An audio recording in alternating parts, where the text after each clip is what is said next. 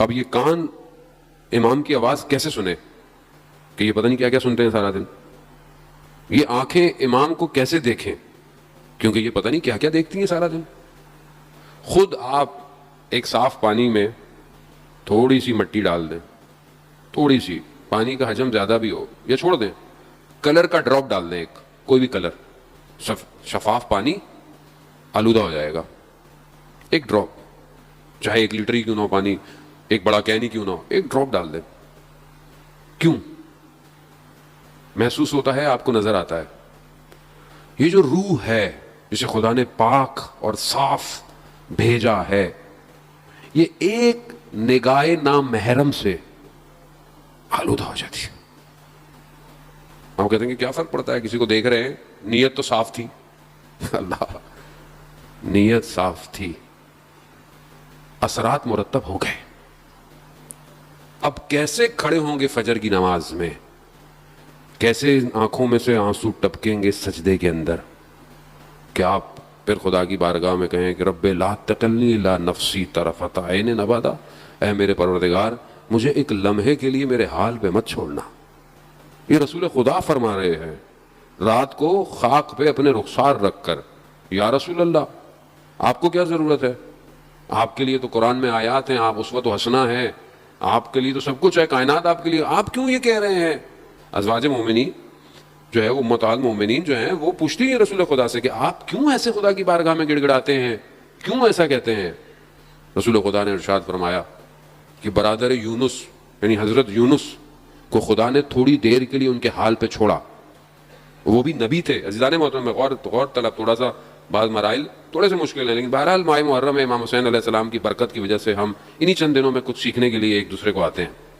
حضرت یونس علیہ السلام اللہ کے نبی, اللہ کے نبی کو جب ان کے حال پہ چھوڑا جائے تو ہمارے جیسا نہیں ہے جیسے ہمیں حال پہ چھوڑا جاتا ہے. وہ اللہ کے نبی ہیں, وہ معصوم ہیں, لیکن رسول خدا فرماتے ہیں کہ برادر یونس کو تھوڑی دیر کے لیے اللہ نے ان کے حال پہ چھوڑا. کیا ہوا؟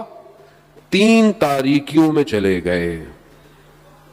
قرآن کی آیات ہیں عزیزان محترم, رات کی تاریکی, سمندر کی تاریکی اور مچھلی کے شکم کی تاریکی.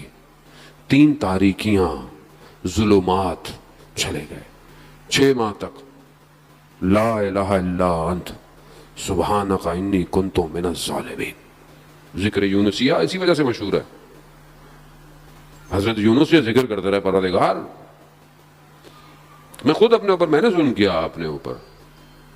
اس کے بعد خدا نے کہا فاستجبنا لہ ونجیناہ من الغم وکذالک ننجی المؤمنین. پھر خدا نے کہا قبول کیا, نجات دینے والا وہی. عزیزان محترم, ہم اور آپ کس کیٹیگری میں, ہم کیا دیکھ رہے ہیں کہ ہم کوئی غلطی ہم سے ہوتی ہے, کیا ہمیں محسوس ہوتی ہے ہم نے غلطی کی؟ کوئی زبان سے غلط بات نکل جاتی ہے, کسی کو ہم خدا نہ خواستہ برا بول دیں, کسی کو تہمت لگا دیں, ہمیں محسوس ہوتا ہے؟ کیوں نہیں محسوس ہوتا؟ کیونکہ ہم نے اپنے آپ کو صاف نہیں رکھا ہوا. ہم نے فلٹر نہیں لگایا ہوا. کرو نا, جہاں پانی کڑوا آ رہا ہو یا کچھ ہوتا ہو تو لوگ فلٹر لگاتے ہیں نا, پانی میٹھا ہو جائے.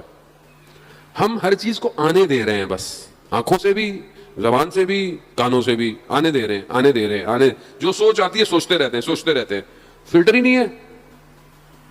فلٹر لگائیں تاکہ چیز رکتی ہوئی آپ تک آئے. مگر کیسے لگے گا یہ فلٹر؟ کون لگائے گا فلٹر؟ کوئی نہیں لگاتا عزیزان محترم, خود خدا. حضرت فاطمہ سلام اللہ علیہ ارشاد فرماتی ہیں اللہم صلی محمد. بی بی ارشاد فرماتی ہیں کہ جب خدا کسی کے دل میں خیر پیدا کرنا چاہتا ہے تو اس کے دل میں علی کی محبت ڈال دیتا ہے. خوب, یہ ولایت کا فلٹر سب سے سٹرونگ فلٹر ہے. اب یہ فلٹر نام کا ہے, کام کا کیوں نہیں ہے. فلٹر کام کا ہے. اصل میں ہم نے جو ہے وہ تار کہیں اور بھی لگائی ہوئی ہے. ایک کہنے کو فلٹر سے آ رہا ہے معاملہ اندر, ایک اور بھی تار کہیں اور بھی لگی ہوئی ہے, کہیں اور بھی آ رہی ہے.